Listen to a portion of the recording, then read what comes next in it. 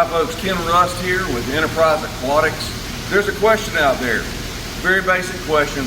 How in the world does hydroponics work? How does a plant get nutrients from just the water? I was at a trade show recently. I answered this question several times. In regular farming, in your garden, in a big field, corn, soybeans, everything, the roots are not actually getting nutrients from the soil. The roots are getting nutrients from nutrients that are dissolved into the water, and then the plant takes up the water with the nutrients. That's the only way that nutrients are getting transmitted into this plant to grow this plant. In hydroponics, we're simply bringing the nutrients directly to the plant roots through the water. Since the plants don't have structural roots, they grow about 25% more efficiently. So that's how hydroponics works basically.